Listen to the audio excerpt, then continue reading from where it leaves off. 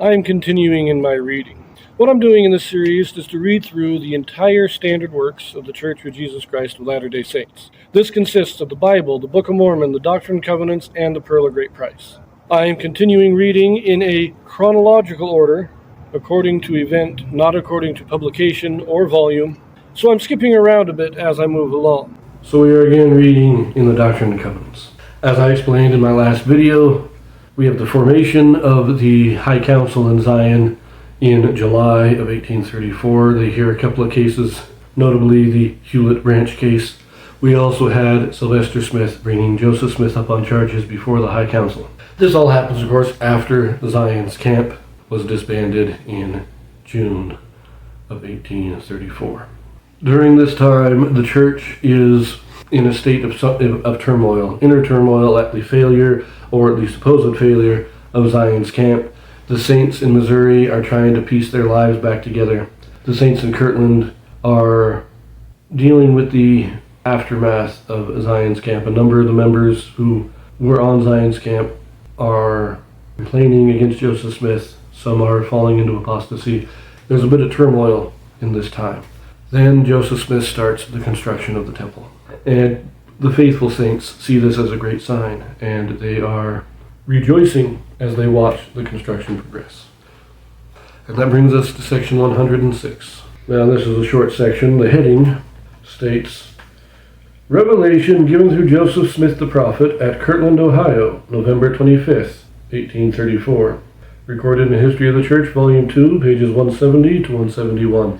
This revelation is directed to Warren A. Cowdery, an older brother of Oliver Cowdery.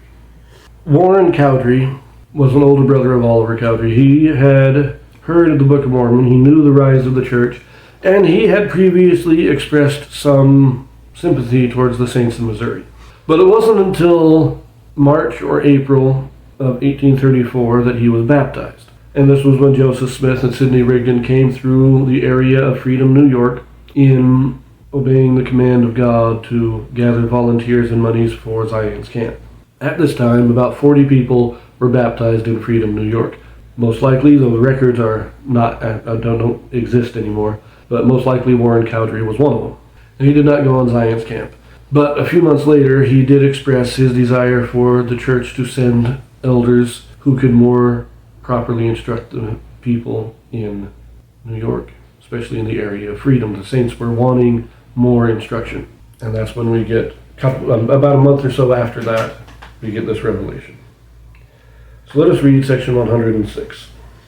It is my will that my servant Warren A. Cowdery should be appointed and ordained a presiding high priest over my church in the land of Freedom and the regions round about, and should preach my everlasting gospel and lift up his voice and warn the people, not only in his own place but in the adjoining counties, and devote his whole time to this high and holy calling which I now give unto him, seeking diligently the kingdom of heaven and its righteousness, and all things necessary shall be added thereunto, for the laborer is worthy of his hire.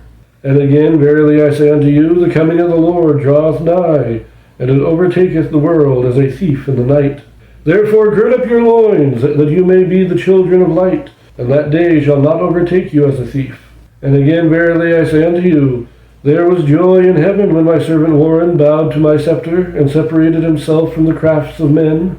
Therefore blessed is my servant Warren, for I will have mercy on him, and notwithstanding the vanity of his heart, I will lift him up inasmuch as he will humble himself before me, and I will give him grace and assurance wherewith he may stand.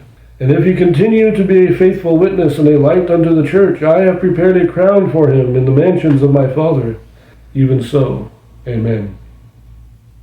Now you'll note at the end here, we have references, the notwithstanding the vanity of his heart, joy when he bowed to the scepter of God, separated himself from the crafts of men. Warren seems to have, before this time, expressed some hesitation in joining the church because of what other people were saying. There was a lot of talk about those poor Mormons being deluded by the devil and everything, and his own vanity didn't like the idea of attaching himself to a faith that was being publicly derided like this. But he eventually overcame that, and as God says, there was joy in heaven when he humbled himself and bowed to the scepter of God. Now that will come back later for poor Warren. He does eventually apostatize from the church. But the other thing to note, though, here is that she's made a presiding high priest over the church in Freedom and the regions round about. Now this is Freedom, New York, fair distance from Kirtland. Now the 12 apostles will come through on a mission sometime in early 1835, shortly after they are called as a quorum. I believe they're called they're ordained apostles in February of 1835, and it's either March or April that they passed through New York. At this time, they will specify the boundaries of the Freedom area, which include 12 branches of the church. And what this tells us is that this here is the first direct calling of a stake president. Now we've had the stake in Kirtland and the stake in Zion, but the stake in Zion was overseen by Bishop Partridge. As the presiding bishop in the church, he was the leader of the stake in Zion. Now when they organized the High Council in Zion and made David Whitmer president, that was basically making David Whitmer the stake president in Zion. But that was never stated in the Doctrine and Covenants. The High Council in Kirtland, Joseph Smith, as president of the church, is made the president of that High Council. David Whitmer is a stake president of the stake of Zion when he is appointed as the president of the High Council in Zion. Now we have Warren Parish is being made stake president in New York.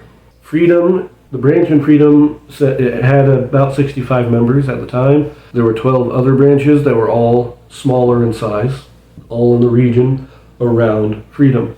This is the first direct indication in the Doctrine and Covenants of God appointing a stake president. As I said in my supplement on the histories, that the church, while centered in Kirtland and Missouri, there are many branches, many congregations that exist outside of this area, and they are being organized now. We see this, that God is organizing all of them into stakes.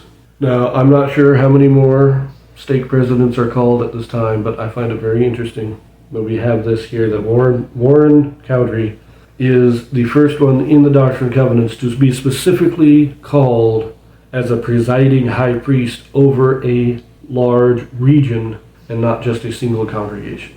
Even David Whitmer, he was called as the president of the High Council. He was not made president. He was not made a presiding high priest over Zion. He was called as a president of the High Council. This is the first time we have specifically stated a presiding high priest, which is a stake president. We leave this here. Our next reading will be section 107, but that's not until March of 1835. And so I may do a small historical update before I get to that. I'm not sure. But whatever I do next, I'll see you there.